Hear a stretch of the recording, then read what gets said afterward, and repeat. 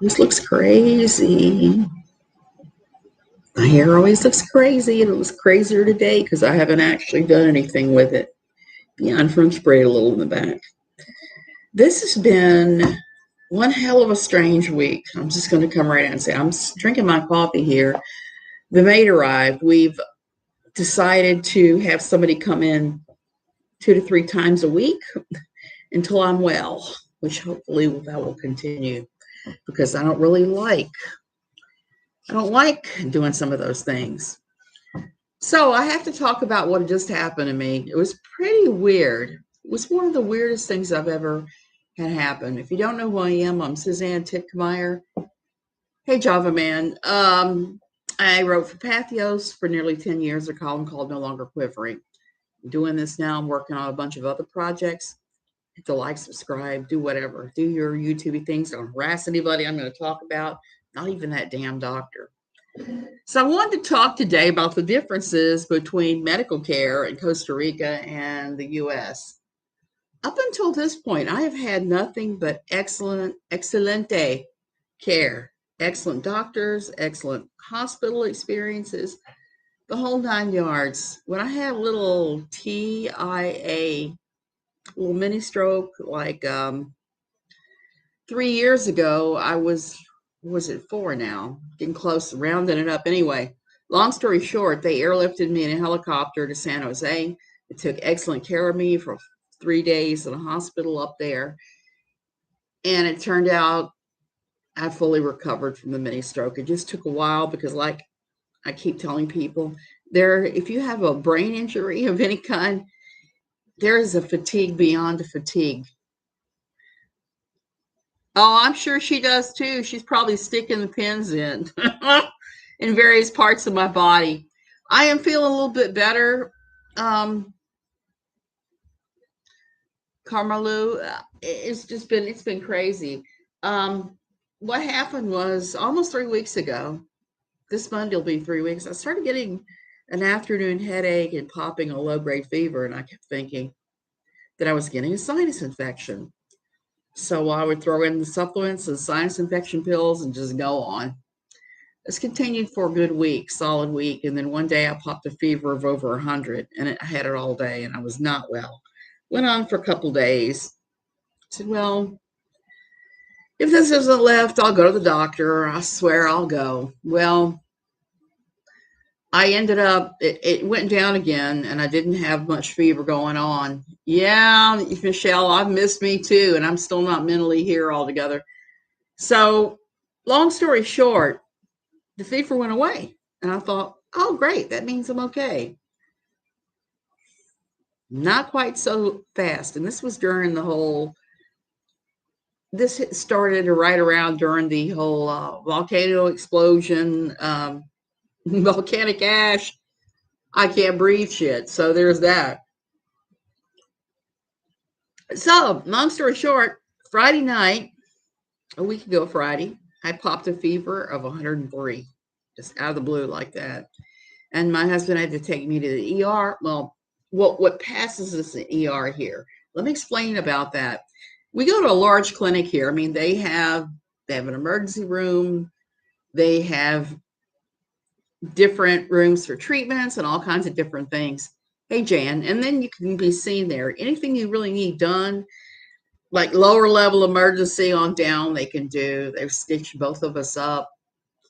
They treated my husband's broken bones. They're the ones that stabilized me to put me on the helicopter for the ride to San Jose when I had the mini stroke. So they're good guys. And I have nothing but respect for those guys. They know me well now. They know my crazy illnesses, the stupidity of my body. I am sorry, this is driving me crazy. I've got remnants of medical tape and I'm reacting like crazy to the adhesive in the tape. So that's another one of those dumb allergies. So anyway, we went there.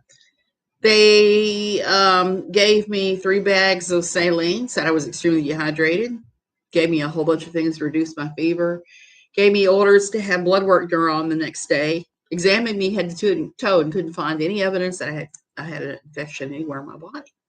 They even did a chest x-ray and said, your chest x-ray is 100% clear. What's going on here? It's like, I wish I knew.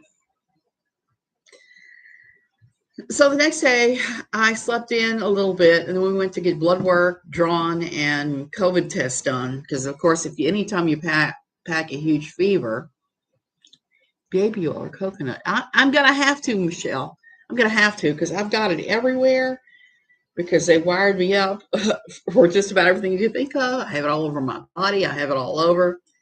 So um, the next day I got up to have these things done, and they said, "Oh, we closed our lab early. Something to do with the technician was sick or something." So this is a Saturday morning. I can't get labs drawn, but I did get the COVID test. They were able to do that, and I got that back very quickly. The PCR, and of course, I didn't have COVID. I didn't think I did because I didn't have any symptoms. Like I said, the only symptom I was really having was headache and fever. That was the only symptom of anything. So I went home and said, well, I'll try again on Monday. And in the meantime, I'll just try and keep the fever under control with Tylenol. Big stupid that I am. Sunday, started feeling weird. Told my husband I was lay down and take a nap. Took my temperature. It was 94. So I said, good, I'm not feverish. I'm just super cold. So I got in the bed, wrapped up in quilts, and was shivering, and woke up around midnight, and my fever was 104. So guess what? We went straight back to the clinic with Dr. Javier. Dr. Baby Javier is a cute little guy, who's the baby brother of my neurologist, was on duty. Oh, Java, man, that is the scariest thing of all. I had no real symptoms of anything. And so I went to the ER, and I went to the local ER, to the clinic, and they said, you have to go to the hospital. There's no way around this. We need to take you to a hospital with an ER. We can do this. We can go there. And suggest all these different hospitals in Liberia. The problem I run into being in Costa Rica is that we have really good insurance. I'm going to say that really good health insurance. Our federal health insurance is accepted here. The problem is it's not accepted everywhere. And none of the hospitals in Liberia will accept my health insurance. We started looking at it and said, well, if we do this, we called ahead and said the expenses should run blah, blah, blah. So it's like, okay, we'll go. So we picked the hospital. I'm not even going to say the hospital's name because I had nothing but problems with them. Dr. Javier and pals were excellent. Javier was with me in the ambulance all the way to the hospital.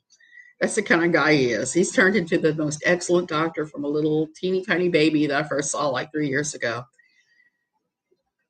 So when he got to the hospital, he actually physically handed them the paper from the EKG. It said, look, one of the walls of her heart is weakened and not pumping right. From the fever, likely, but she needs to be seen by a cardiologist to make sure there's not permanent heart damage from the fever. And I had to be on pretty high pressure oxygen because when I first rolled into the clinic, my O2 stats were like 71, which is not compatible with life. And that's where the trouble started right then. I'm a hard stick. I'm one of these people, my veins roll. I have deep, tiny veins. I'm always a hard stick. I've known this since I was 14. So I always tell people that don't know me, you can go in here, you can go in here, or you can go in here, maybe. So there's very few places, and they knew at the clinic. So they only went into the place where, the good place.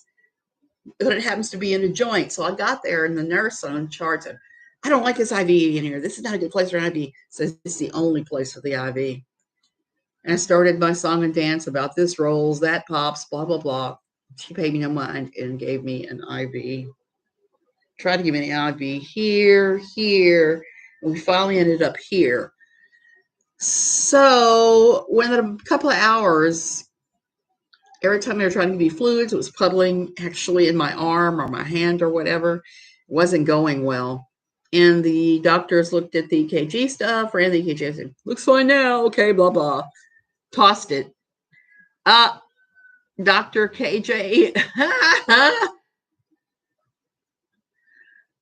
So anyway, long story short, the first thing they did, besides change out the IV, because the nurse did not like where they placed it, even though it was the only really good place in my body to hit it, besides my legs. So long story short, somebody in the ER immediately decided, oh, she's got COVID, even though I had a COVID negative test that was 12 hours old. So the 12-hour-old negative COVID test, they said, we're going to do an x-ray of your lungs. I was like, again? Because that was like the third one I would have had in a very short period of time. So I had another lung one. They said, oh, in fact, I have her right here. I can pull out. Oh, this x-ray. And I see them in the emergency department. Everybody's looking at it. They're passing it around. They're passing it around. It's like, oh, my goodness. So they come in and tell me I have COVID based on my lung x-ray, which I have seen, and what's there looks like what happens sometimes when the asthma's bad or I'm not getting good oxygen. Doesn't look like COVID to me, but then again, I don't know what a COVID lung looks like. It just looked like my usual, hey, yeah, my lungs are pulling this crazy crap shit. And so they're all screaming that I have COVID. They run a second COVID test. They run a CT scan of my entire torso because they have to rule out all these infections. And I still have no other symptoms at all. So guess what? The CT scan comes 2 hours after the x-ray. After the CT scan and the COVID test, they came back in and said, you don't have COVID. I said, I could have told you that. I don't have COVID. I said, no, you don't understand. You had COVID, but in the 2 hours between your chest x-ray and your CT scan, your body resolved it. That is not even possible. That is not even possible. But it fits with Tico culture because Ticos will not tell you negative things if they think that you're going to get pissed off. Instead of saying, hey, we made a mistake. We misread your chest x-ray. Instead of backing up and saying all that, they're like, no, your body resolved it in 2 hours. I'm like, that's not how COVID works at all. So I was not a happy camper. Between that, the multiple pokes, I wish I could show you guys. I got a bruise right there where all this liquid went in from the IV. Long story short, by the time I'd been in there 12 hours, I had 9 IVs inserted. And the IVs were obviously not in the right places with my rolling, slipping, collapsing, crazy veins. And I ended up with one hand looking like Minnie Mouse that was swollen up. This arm looked like Popeye the Sailor Man. I was just having a lot of shit going on because of the stupid IVs. And they had to keep taking my blood pressure. And every time they did, I was shrieking like a banshee because they had messed my arms up so badly. I asked them to move the cuff to my leg, and they said, nobody does that. You can't get a pressure run. Yes, you can. So when I had my stroke, they bruised me up so bad, they moved it to my leg. And that's happened in the States, too. They messed up my arm too badly with the cuff and with other things. And I have a bleeding disorder, so I do bruise up like crazy. They moved the cuff to my calf, and it works fine. So they refused to do it. So I turned into a shrieking banshee every single time that they took the blood pressure. So it became interesting. And I'm sure it didn't do my blood pressure any good. And here's the other thing that happened that I absolutely had a fit over. They would not let me have any of my regular drugs. I couldn't take my Lyrica. They would not let me have the metformina. I take a low maintenance dose of metformin every day because I'm kind of borderline. They wouldn't let me have my metformina. They wouldn't let me have the Lyrica. They would not let me have the blood pressure pill. None of that. I even emailed my neurologist and said, hey, they're refusing to let me have my blood pressure pill. I'm freaking out. He called and yelled at him. So there was that. So finally, I just left after 3 days. It was a bladder infection. All of this nonsense over bladder infection. I have the occasional bladder infection like most women do. And usually what happens is you have a little pain. I don't know about you, but I grab the cranberries, the cranberry juice, and the azo supplements and kill it. I don't even go to the doctor most of the time for it. This time I had no symptoms whatsoever, and they're telling me that when you're when you're old like I am, apparently it's not uncommon to pop a sudden high fever and have a bladder infection. Well, now I know that, and I know when I feel shitty and I have a high fever, it's time to go get antibiotics. So I'm feeling better, except I'm feeling weak as hell. I don't have any permanent heart damage, so I'm happy about that. My oxygen levels are still not all the way up to the top, but I finally got my Lyrica and I can sleep. All I can say is this was the worst hospital in the world. It was dirty. The equipment was shit. And I didn't know any of this. The only time I ever go there is once a year to ride the Boob Mangler 3000 or the mammogram machine, because they have one and not everybody does. So I won't be going back there. There are other better options in Liberia. Next time I'll go to SEMA, I think. They're a modern hospital if I have to go to hospital in Liberia. Again, like I said, it was just one of those weird insurance snafus. So guess what I get to spend the day doing? Scanning in receipts for my extremely expensive UTI experience. So it was just a crazy couple of days there, and I wasn't real happy with them. Sounds like they have better equipment to execute people in the US. Ah, how do they sometimes execute prisoners don't have good veins in their arms? How do they do that, Java man? Do they stick it in your leg? I mean, I would have been fine if they put the IV in my leg. I would have been fine. But I was fighting with a number of things there that they don't understand. I'm a long-term asthmatic. I've had severe asthma off and on for years. And I know when I have the asthma, like I was having it then, the best thing I can do is sit bolt straight upright. If I'm home and the asthma is really, really bad, I won't lay down in that bed much. You find me sitting back in my comfortable chair. I'll go in the living room and sit one of my leather rocking chairs. I'll sit up against my pile of pillows, my 5 pillows on my bed. I'll be sitting bolt upright. Why? Because you get a 40% more oxygen that way by doing that. And they wanted me to lay flat on the bed all this time. No. Between that and the fact that I have a bad left hip from when I was a teenager and was in dance and I messed up my hip badly. So between all of that and my lungs, and my preferred lung is my left lung. That's my good lung. I sleep on my right side. I can't sleep flat. I just can't. And they were trying to force me to do that, and it was not working. They stick it in the leg. Plus, they use alcohol. Don't want them to get an infection. Java man, they used alcohol on me, and damned if I don't have an infection right here today. They finally ended up having to put the IV all the way up here because it was the only good vein they could find. And I still had problems. But you can look, I've got poke. They had it lower down on my hand, my arm. They tried to put it here. They tried to put it there. It was a nightmare. I don't know how many times they poked me. The only people who were good at what they were doing there that I saw were the phlebotomists, because they walked in and took one look at my arm and was like, oh my, you're going to be a hard stick. It's like, yeah, I am a hard stick. It's just how it is.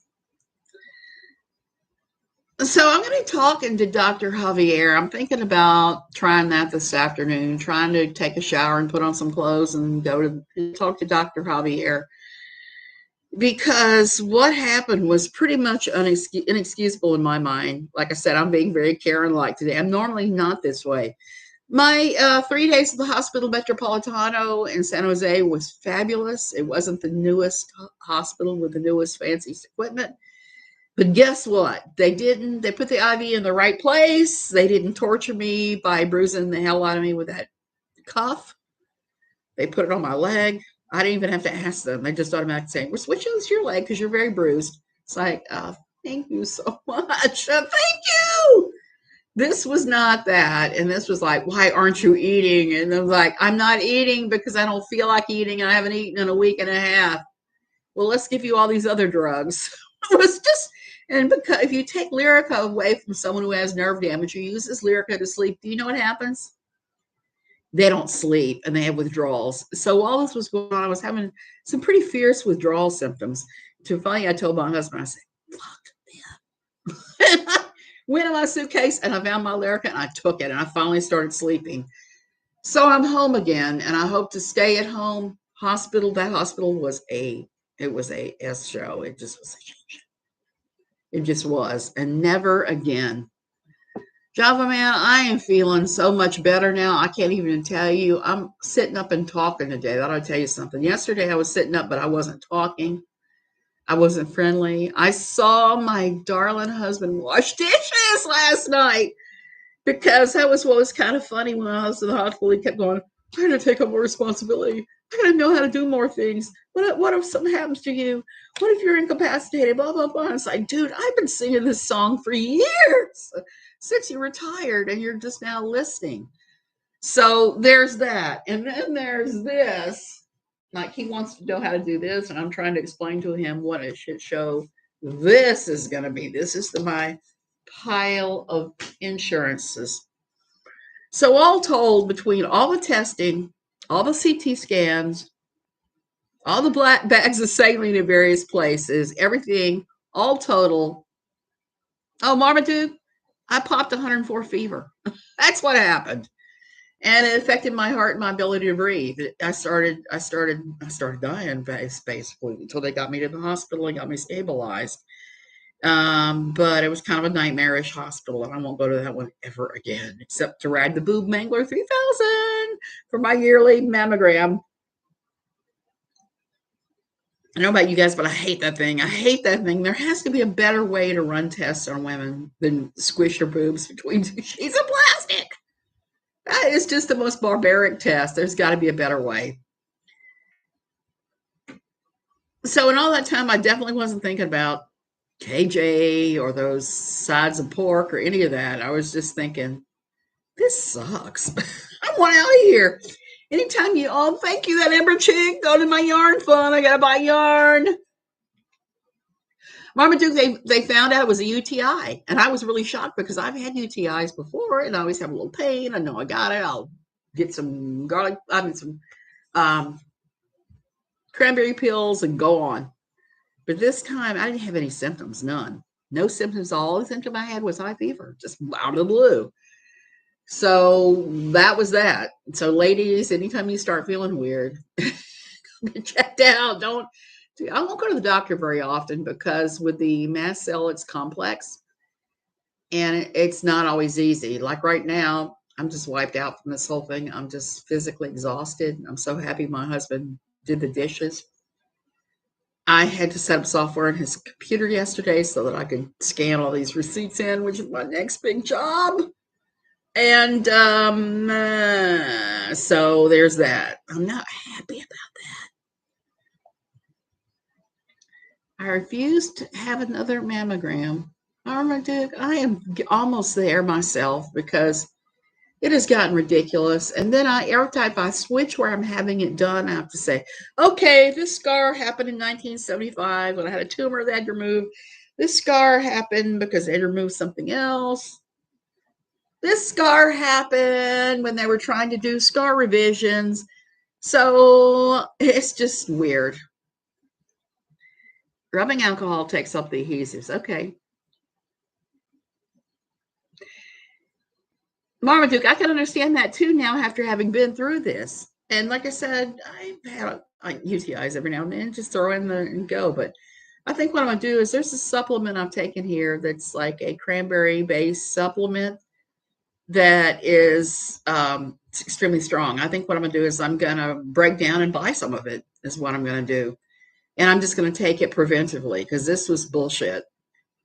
and it damn near killed me. I mean, when I started having heart arrhythmia and I could not pull oxygen out of the air, like I said, I thought I was dying. I really did. On Sunday night, it was just the worst. Sunday, it had been back and forth to the doctor a few times, and I was just no better. Goo Gone, take something easy. I know, but I can't use Goo Gone on my skin. I will break out. Like I'm breaking out now in places from the adhesive. So I'm going to do that. And the other thing I'm going to do is continue to scrub myself from head to toe with, guess what? Hibby Cleanse, because I don't want to get MRSA. And I was just in a hospital. And I've yet to have a hospital visit that I did not get I did not get MRSA afterwards. Yeah, KJ didn't know jack shit about those. That's what's so weird. You really, the things you have to do to maintain your, I'm just going to call it feminine health because men don't have that. And peeing after sex is one of them. Cleaning yourself after sex is another important one that you can do. But in KJ world, that will give you UTIs.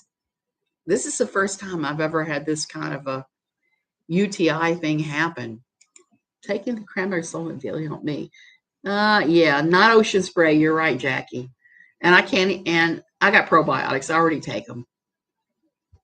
And I know it already killed off my gut microbloom because I couldn't eat for hardly a week or so.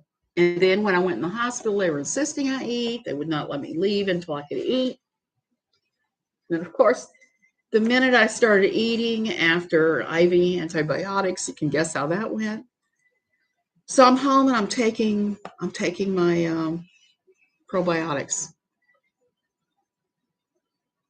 Reports of KJ taking a second bath could not be confirmed. Oh Lordy, I saw something yesterday on I forgot where it was, uh, but it was a picture that I had. Oh, I know what it was. It was on WTF Costa Rica. It's a site I actively participate on. Where they have all the weird shit that happens in Costa Rica, and we have boatloads of piles of weird shit. I'm getting ready to tell you a couple of weird shit stories from the way driving home from the hospital. So one of these tourist stands that sells all the little knickknacks and tourist souvenirs that we used to call les touristes is selling these toenail clippers that are they're toenail clippers with a picture of paradise on them, and you flip them over and you have a beer bottle opener. Beer bottle opener toenail clippers. You don't know how tempted I am to buy a set of those and have them anonymously shipped from somewhere else in the States to a certain person we know. Yeah, Marmaduke, that's really crazy. Yeah, and KJ does say it makes it worse, that you don't have to pee after sex because it makes it worse. She's got all kinds of crazy beliefs like that.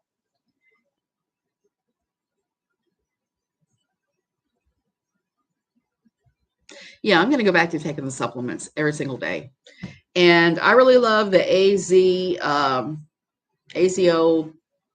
the stuff that they have to help you when you have a UTI. It takes away a lot of the pain and some of the suffering. So I love those too. And I usually keep a big box of those. So that's what I'm going to do. Okay, so driving home. We're driving home. It's already weird because my husband has said, let's eat at Burger King. Because for us, fast food is an extremely rare treat. And Burger King was offering a 40% discount if you used your card from your bank, the same bank we bank at here. So when it's 40% off, we usually do. Well, you got to understand, I think I had a piece of toast for breakfast and a half a piece of chicken and half a potato for lunch. So I'm barely eating anything. So I said, okay, get me a little cheeseburger and fry pie. One of the things I appreciate about Costa Rica is they don't do those little pies that you get at McDonald's and Burger King that are baked. They fry them. They fry them in whatever lard or whatever they got, and it is out of this world. So we're riding down the road with our Burger King in our bag. I'm holding my fry pie, my little tiny cheeseburger, and we get pulled over by the cops at a cop stop. They have them everywhere. The traffic stops are everywhere here. It's a fact of life. Yeah, Java Man. I can't really watch it. I'm going to talk about that in a minute too. So anyway, long story short, sitting there clutching my Burger King, we get pulled over, and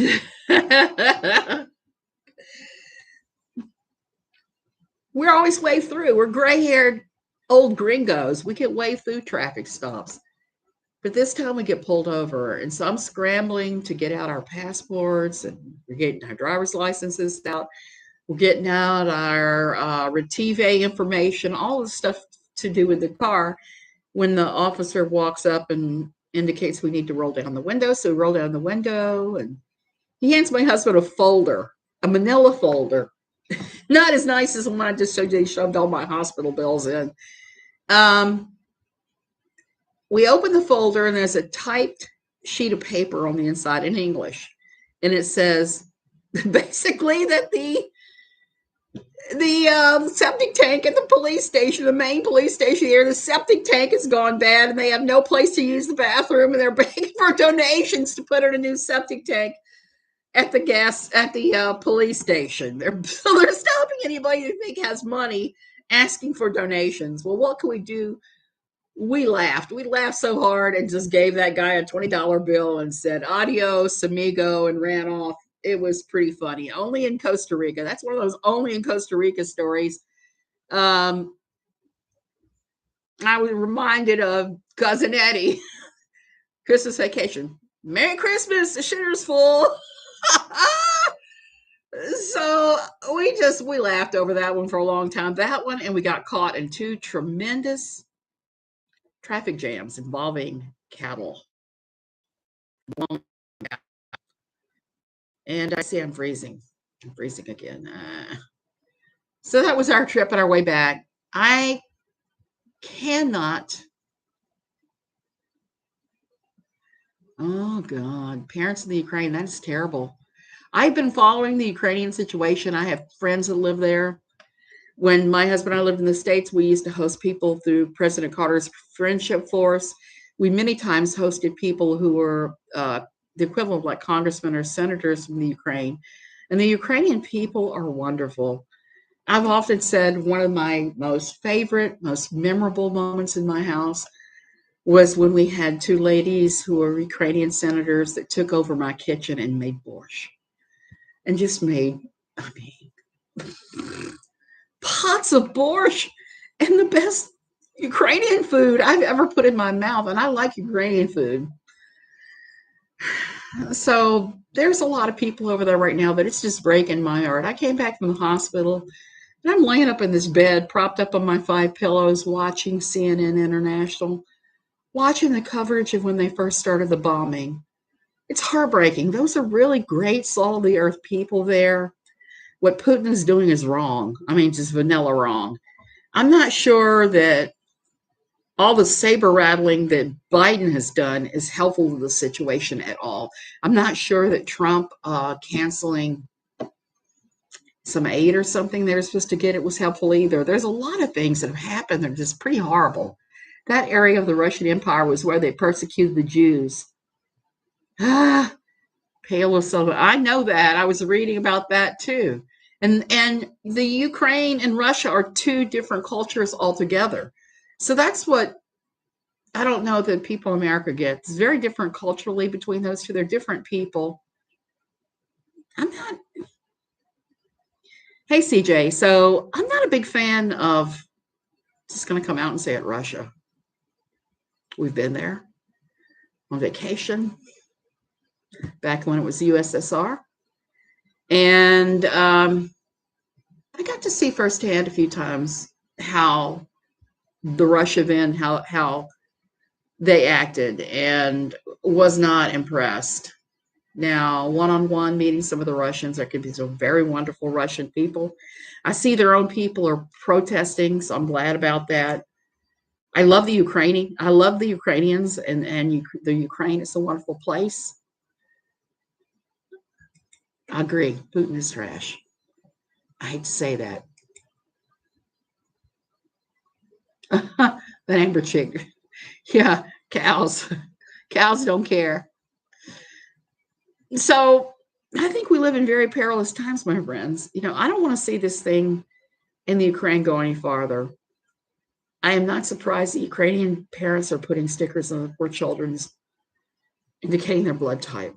I mean, it's awful what's going on.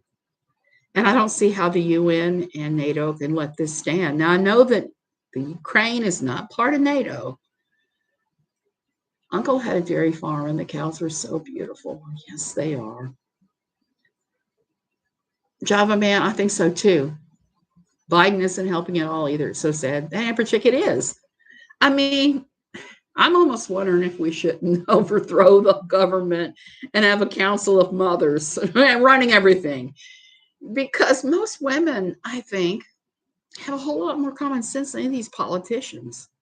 They don't want to see war. They don't want to see any of this. They want to see a road to peace. Exactly why Putin, I'm getting really messed up. I guess it's the pain pills. Putin. Biden had not only did he not help, he made it worse. Instead of seeking a path to peace, talking to Putin, and that's what needs to happen. Putin may be a trashy criminal, but we need to talk to that damn trashy criminal and see if we can get him back off the wall. And if not, then the UN peacekeeping forces need to come in. That's why we have the UN peacekeeping forces.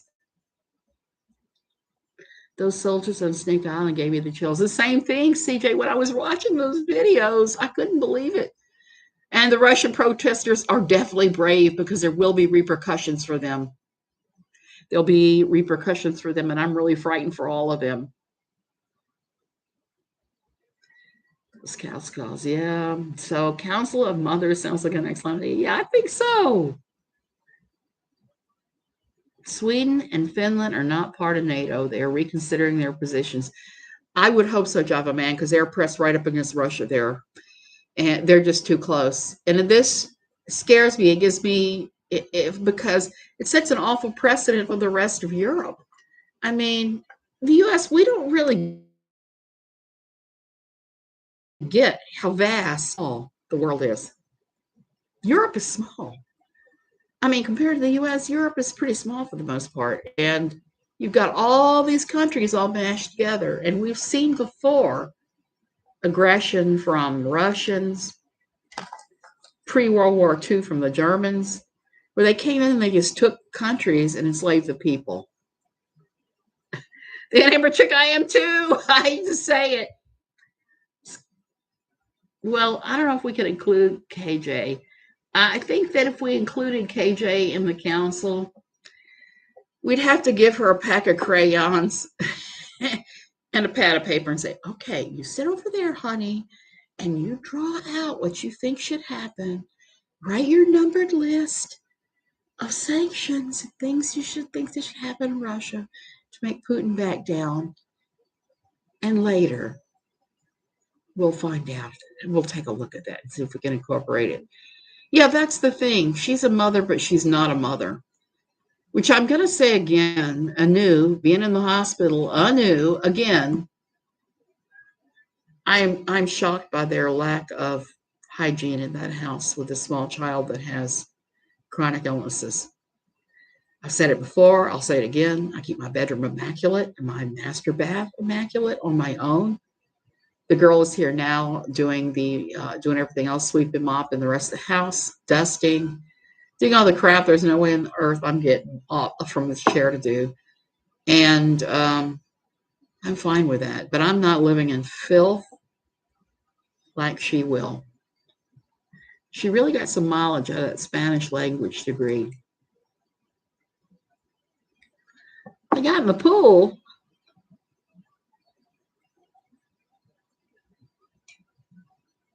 CJ, yeah, I was in the hospital for 4 days. I had 104 fever.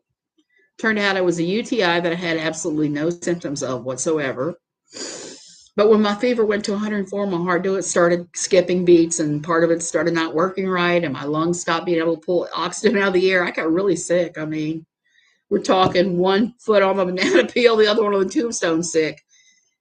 And I got to the worst hospital in all of Liberia and had a terrible, terrible experience with them. But I'm here on the other side. I feel a whole lot better. I've got enough medicines. They wouldn't leave me alone to do what I knew I needed to do, which is sit up to breathe when I'm having asthma like that. When I can't breathe, I'm not pulling oxygen out of the air. I need to sit up while that's going on. It's not pretty at all. Most of the time, we're roping some patients. Amber, those cows, it makes me laugh so hard. Oh, Beth Anderson, I was talking about KJ because I just came out of the hospital and just was struck anew how dirty she keeps her house with a sick child. And for that, I cannot understand. Particularly since it's not that expensive to get your house clean. Here, it's astronomically cheap, but even there, it's not that expensive. I've had it done in the States. I can still have it done once a month or so. Yeah, so bless my heart. Yeah, yeah, yeah. So I got out. I'm gonna be fine. Um, Beth, that's kind of an interesting question because I haven't researched or seen or done anything about her since before I even went to the hospital. I wasn't even watching, paying attention to what she was doing. Everybody keeps telling me she's recycling lots of old Duggar news, which would not surprise me one bit. That's what she does. Oh, Trump and Putin. I'm having my house cleaned because of recent health problems. Beth, that is always a good idea. I'm not doing it. I cleaned my bedroom last night. This afternoon, my husband is going to have to mop the floor in here. I picked up and went through and sorted and dusted myself because I don't want anybody else in here. I keep it a certain way. I clean with certain things, and that's just how it is. But everything else, scrub it, scrub it. So my husband did the dishes last night. Shocker. And I have to check and see if his gonads are still in place. Because that was one of the funny things in the hospital. He kept saying, I need to take on more responsibilities around the house, blah, blah, blah. I was like, well, you think so? I've only been freaking out thinking, if I were to keel over and die from this shit, he wouldn't have an idea how to file taxes. He wouldn't have an idea how to file medical insurance claims. He wouldn't have an idea how to do any of this shit. So here we are, looking at a new normal. Still posting on YouTube. She posted something yesterday. Java Man, there is something weird with her subscriber counts. I look at the subscriber counts. I'm like, how is she getting those subscribers? Because it doesn't make any kind of decipherable sense. Usually when you gain subscribers, there's a reason for it. But she seems to go up in exactly 1,000 increments. And I don't get that. I mean, it doesn't make any sense. I understand that she's been doing some drunken lives on, I guess it's Instagram, maybe. I don't know. I haven't been watching.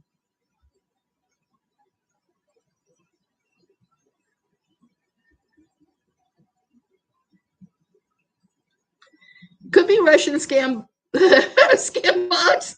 It could be. That was one of the things that I hated about working at NOQ. I had to do the comments, and it was bad enough. You had flouncing fundies coming along that were mad about one thing or another, but that was nothing compared to the amount of Russian spam bots get in there.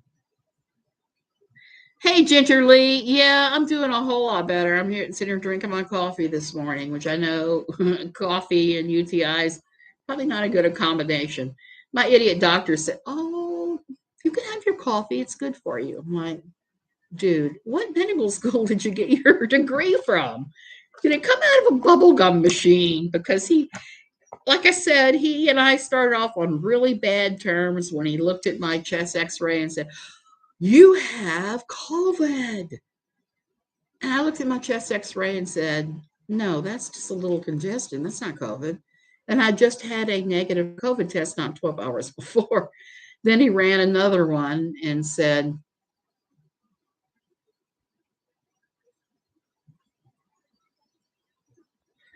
oh gosh, Jackie, yeah. He got his medical degree. He might have got his medical degree from Trump University because he told me it was COVID. Did another COVID test.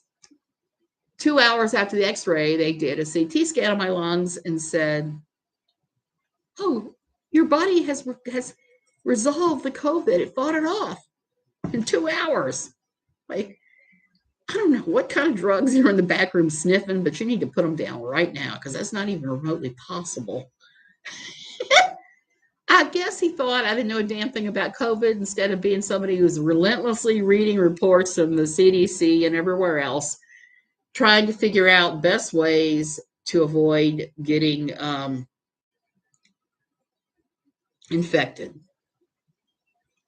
So there's that.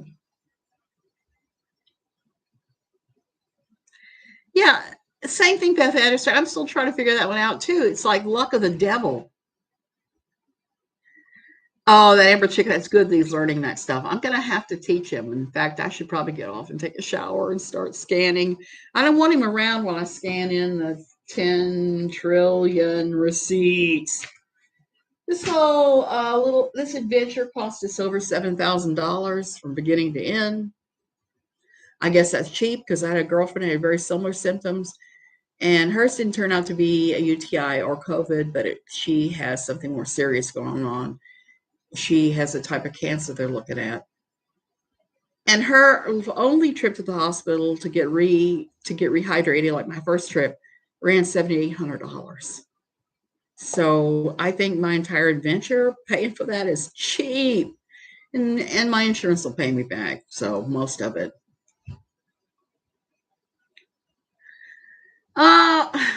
Ginger, I'm feeling fine. I'm feeling okay. I mean, I'm feeling super tired, but other than that, I'm fine. Just super, super, super tired. And that's the crazy deal. So I'm trying to do everything like I do with my asthma, everything before noon. And after that, and watch a whole lot of TV and crochet.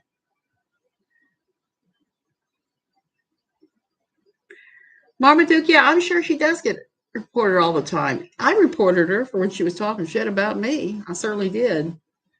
No, the medical miracle, yes. The dumb medical miracle, if there ever was one. I didn't have COVID. I had a test from 12 hours before that showed I didn't have COVID.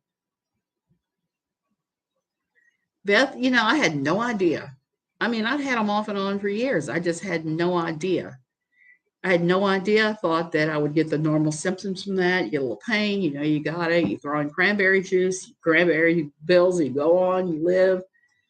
But not this time. So I'm having, the medical system is so expensive. It's insane. I went to the ER 2 years ago for asthma and almost $10,000. Oh, I know. That's why I try not to go for some things. If I know it's asthma and I know I'm within certain ranges, I won't go.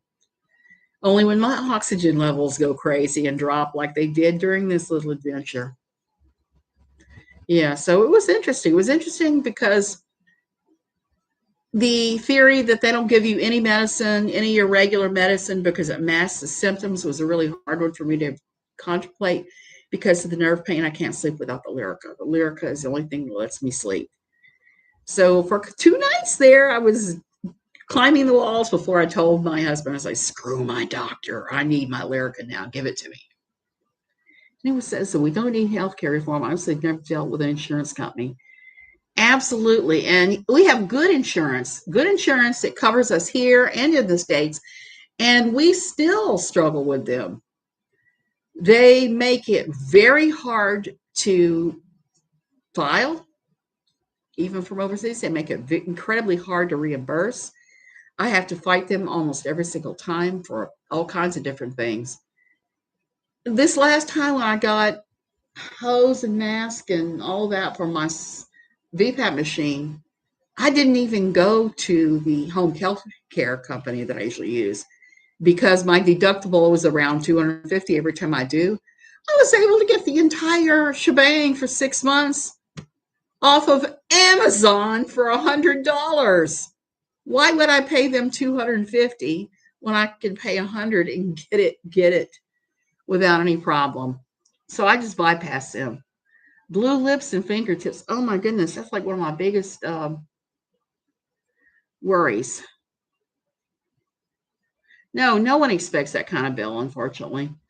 Um, oh, that's terrible for grandma speaking a language we could not recognize her easily. Beth, that was one of my problems too in the hospital when I was the sickest and I wasn't thinking straight. My oxygen levels were all screwed up. They would speak to me in Spanish. I'd understand what they were saying. I would go to reply and I would speak in German. Like that was helpful. But my brain has German embedded as my primary foreign language, and anything else is not in there in the right spot. So that kind of complicated some things, and especially when we went through the 9 IVs, and I'm trying to explain to the poor nurses that don't speak English that I'm a hard stick and you can only go in here, here, and here. And if you don't hit those spots, you're out of luck. You know, it's going to roll. I'm going to end up with fluids. End up with Popeye the Sailor Man forearms and hands. So while my fingertips were kind of bluish too, and my hand was white and swollen and crazy, it was just nuts. Here, once you walk in the public hospital, you don't pay anything.